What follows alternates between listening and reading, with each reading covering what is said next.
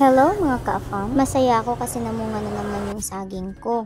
Makakaani na naman ako ng bunga niyan, pero uunahin kong anihin yung puso ng saging at gawin nating ulam. Ayan, sinusungkit ko na yung puso ng saging o isang hila lang, di ba? Tanggal ka agad kasi ang talas ng kutsilyong nakalagay dyan sa panungkit eh. Pagkatapos, babalatan na natin yan. Aalisin natin yung mga matitigas na parte. Babalatan natin yan hanggang sa medyo maputi at makinis na yung nakikita nating balat. Kapag maputi na yung nakikita natin, gagayatin at tatadtarin na natin yung puso ng saging. Gagayatin natin ng pino para medyo hindi masyadong magaspang kapag kinakain natin at saka madali lang din natin siyang nguyain. Hindi ako nag-gloves niyan.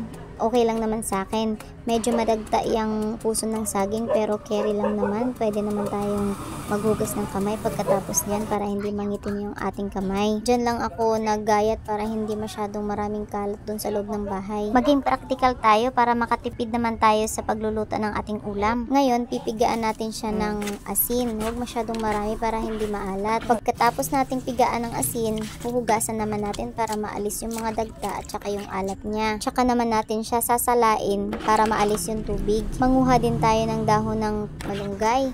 Nasa paligid lang natin yung mga gulay, kaya bakit hindi natin gagamitin yan, di ba?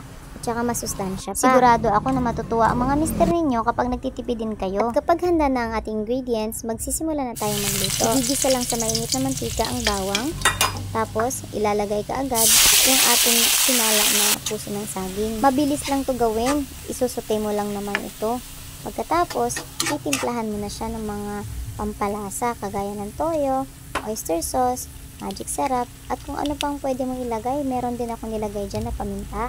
Gustong gusto ko tong puso ng saging kapag ipinapartner sa inihaw na isda o kaya pritong isda. Kahit walang lahok, masarap na siya, malasang malasa na siya. Ewan ko ba, bakit ang sarap talaga nitong puso ng saging. Sariwang sariwa pa kasi galing pa siya sa puno, di ba? Libre ka na sa ulam. Ayan, kapag luto na at saka okay na yung timpla, na-adjust mo na yung timpla, pwede mo na agad ilagay yung malunggay. Haluin mo lang sandali at saka wag mong i-overcook. Kaunting halo lang. Tapos, okay na. Pwede mo nang iserve yung ating ginisang puso ng saging na may malunggay. Masustansyang ulam at saka libre pa dahil makukuha mo lang sa iyong paligid. Subukan nyo na rin mga ka-afam!